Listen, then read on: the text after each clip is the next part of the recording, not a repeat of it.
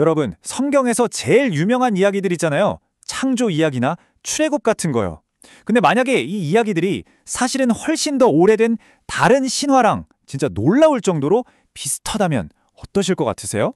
이게 과연 그냥 우연일까요? 아니면 뭐랄까 고대의 표절사건 같은 걸까요? 그것도 아니면 우리가 전혀 몰랐던 엄청난 이야기가 숨어 있는 걸까요? 자, 오늘 그 수수께끼를 한번 제대로 파헤쳐 보겠습니다. 자, 먼저 이걸 한번 들어보세요. 고대 메소포타미아의 창조 신화 에누마 엘리시의 첫 부분인데요. 저 위 하늘에 이름이 없고 저 아래 땅도 불리지 않을 때. 어떠세요? 뭔가 어디서 들어본 것 같지 않으세요? 그 태초에 아무것도 없던 혼돈, 그 정적을 그리는 부분이죠. 그리고 바로 이어서 성경 창세기 첫 구절입니다. 태초에 하나님이 천지를 창조하시니라 땅이 혼돈하고 공허하며. 와, 진짜 비슷하지 않나요? 혼돈, 아직 이름 없는 세상, 깊은 물. 이 두 이야기는 시작하는 분위기 자체가 거의 똑같아요. 그쵸? 바로 이 부분이에요. 여기서 아주 중요한 질문이 생기는 거죠. 성경이 그냥 다른 신화를 베낀 걸까요? 표절한 걸까요? 아니면 우리가 생각지도 못했던 훨씬 더 흥미로운 뭔가가 여기에 숨어 있는 걸까요? 자, 그럼 첫 번째 가능성부터 한번 볼까요? 바로 이거 고대 표절 사건이다 라는 주장이에요. 사실 이게 꽤 오랫동안 유력한 설명이었어요. 19세기에 이런 고대 문서들이 막 발견되고 나서 거의 100년 가까이 학자들은 이 비슷한 점들을 보고 아주 뭐랄까 명쾌하면서도 좀 충격적인 결론을 내렸거든요. 이게 그냥 몇몇 사람들의 주장이 아니었어요. 당시 학계의 대세가 바로 이거였습니다. 성경? 그거 그냥 옛날 이교도 신화 가져와서 너무 폭력적인 부분 좀 다듬고 살짝 순한 맛으로 바꾼 거잖아. 바로 이런 시각이었던 거죠. 근데 이야기가 이렇게 끝나면 너무 싱겁잖아요.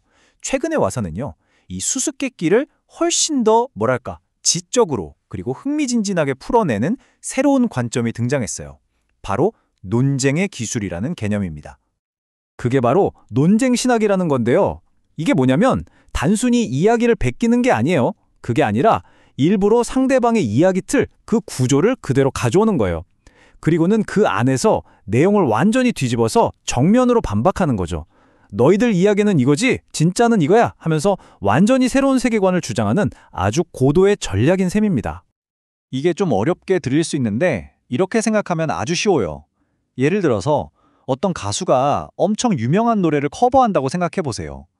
근데 멜로디는 그대로 따오면서 가사는 정반대의 내용으로 완전히 바꿔 부르는 거예요. 원곡의 메시지를 비판하려고요. 그러니까 모두가 아는 그 익숙한 멜로디를 이용해서 완전히 새로운 정반대의 메시지를 전달하는 거죠. 정말 기발하지 않나요? 그러니까 핵심은 이거예요. 이 방식의 목표는 그냥 게으르게 베끼는 게 아니었다는 거죠. 이건 일종의 세계관 전쟁이었어요. 신학적인 논쟁이었고요. 당시 사람들이 제일 잘하는 이야기 형식을 빌려서 자, 여러분은 이렇게 생각하시죠?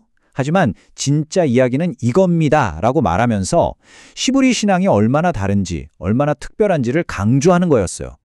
자, 그럼 이 논쟁 신학이라는 게 구체적으로 어떻게 쓰였는지 한번 볼까요? 가장 대표적인 예시, 아마 세상에서 제일 유명한 이야기일 거예요. 바로 창세기 1장에서 그 증거를 찾아볼 수 있습니다. 여기서 진짜 흥미로운 게 뭐냐면요. 언어적인 단서예요. 보세요. 메소포타미아 신화에는 혼돈의 바다를 상징하는 티아마트라는 여신이 나와요. 그런데 창세기 1장을 보면 태초의 기품을 묘사하는 히브리어 단어가 테홈이에요. 발음이 엄청 비슷하죠? 이건 우연이 아니에요. 성경 저자가 메소포타미아 신화를 아주 잘 알고 있었다는 강력한 증거인 거죠. 그리고 이 단어 하나가 두 이야기의 세계관이 얼마나 다른지를 극명하게 보여줍니다. 창세기는 메소포타미아 신화랑 비슷한 틀을 쓰면서도 신, 세상, 인간에 대해 완전히 다른 이야기를 하고 있어요. 자, 메소포타미아에서는 세상이 어떻게 만들어졌죠? 신들의 폭력적인 전쟁 끝에 시체로 만들어졌어요. 인간은요? 신들의 노예로 부려먹으려고 만들었고요. 반면에 창세기는 어때요?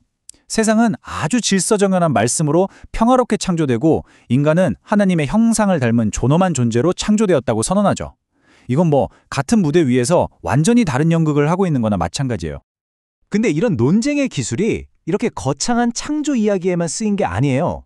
더 놀라운 건 뭐냐면 당시 사람들이 매일같이 들었을 법한 아주 짧고 흔한 표현, 일종의 선전 문구 같은 데에도 이게 교묘하게 들어가 있다는 거예요. 예를 들어 볼게요.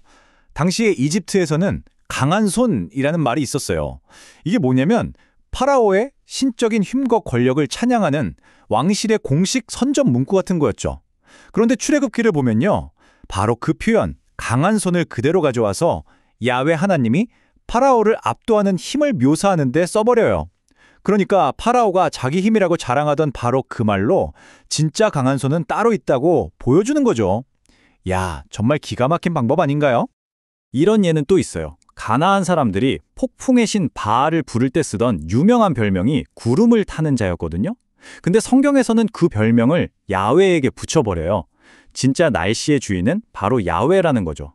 또 아론의 지팡이가 뱀이 되는 장면도 마찬가지예요. 뱀은 파라오의 권위를 상징하는 동물이었는데 그걸로 파라오의 권위를 눌러버리는 거니까요. 보면 볼수록 성경 저자들이 정말 일관되게 그리고 아주 의도적으로 이 논쟁의 기술을 사용했다는 걸 알 수 있죠. 자, 그럼 이제 정리를 좀 해볼까요? 이 모든 게 도대체 왜 중요할까요? 우리가 이 고대의 이야기들을 그냥 표절이 아니라 치열한 논쟁으로 바라볼 때 모든 게 어떻게 달라 보이는지 한번 짚어보겠습니다. 핵심은 이거예요. 성경을 쓴 사람들은 주변 문화나 신화에 대해 아무것도 몰랐던 게 아니에요. 오히려 그 누구보다 잘 알고 있었던 거죠. 그리고 그 지식을 바탕으로 사람들이 가장 잘 아는 이야기의 틀을 가져와서 기존의 세계관을 완전히 뒤엎어버리는 정말 급진적이고 독창적인 주장을 펼쳤던 겁니다. 그러니까 이제 우리는 구약을 그냥 오래된 이야기 모음집이 아니라 당대 최고의 사상들과 정면으로 맞붙었던 아주 역동적인 논쟁의 기록으로 다시 읽을 수 있게 되는 거죠. 마지막으로 여러분께 이 질문을 한번 던져보고 싶네요. 만약 우리가 어릴 때부터 들어왔던 그 익숙한 성경 이야기들이 그냥 단순한 이야기가 아니라 실은 세상을 바꾼 위대한 논쟁이었다면 어떨까요? 그렇게 생각하면 이 고대의 글들이 가진 힘이 전혀 다르게 보이지 않으세요?